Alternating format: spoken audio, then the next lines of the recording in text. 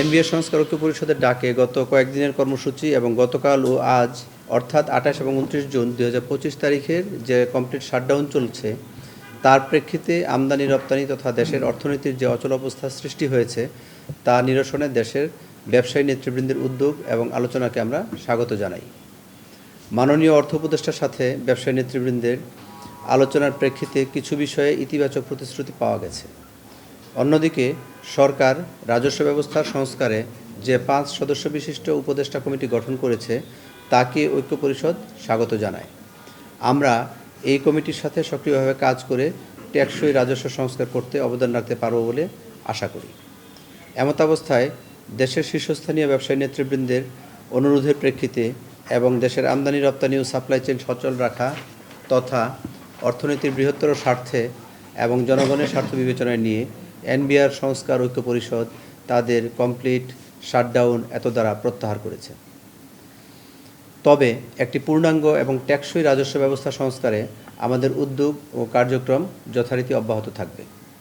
বিগত কয়েকদিনের কর্মসূচিতে আমাদের সাথে থাকার জন্য দেশবাসী, প্রিন্ট ও ইলেকট্রনিক মিডিয়ার সাংবাদিকবৃন্দ, সিভিল সোসাইটি ও সর্বোপরি দেশের শীর্ষস্থানীয় ব্যবসায়ী নেতৃবৃন্দকে অশেষ ধন্যবাদ জানাই। এই শাটডাউনের পেছনে তাদের সাথে আমরা আজকে সারাদিন মিটিং করেছি। ওনাদের যৌক্তিক দাবিগুলি আমরা বোঝার চেষ্টা করেছি এবং সেই অনুযায়ী আমরা পরবর্তীতে মাননীয় অর্থ উপদেষ্টা মহোদয়ের সাথে আমরা দেখা করি। দেখার পরিপ্রেক্ষিতে আমরা মোটামুটি আশ্বস্ত হয়েছি এবং আশ্বস্ত করতে পেরেছি যে এই শাটডাউনটা এটা আসলে কোনো হওয়ার কোনো কারণ, যৌক্তিক কোনো কারণ ছিল না। বাট কিছু ভুল বোঝাবুঝির জন্য হয়তো এরকম একটা বিপর্যয় আমাদের সবাইকে দেখতে হয়েছে।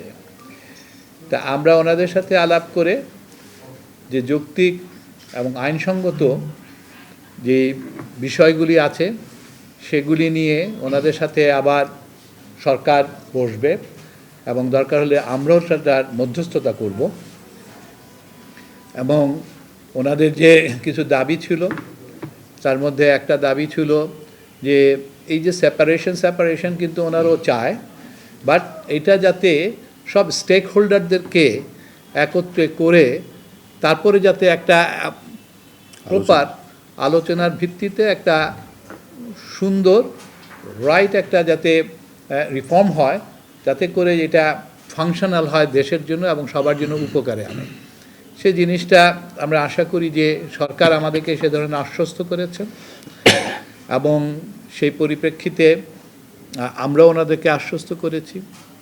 এখানে কিছু হয়তো হয়রানিমূলক জিনিসের ঘটনাও ঘটতে পারে এবং সেটা নিয়েও আমরা আলোচনা করেছি এবং সরকার আমাদেরকে আশ্বস্ত করেছে যে এই জিনিসগুলি ওনারা বিবেচনার মধ্যে নিচ্ছে।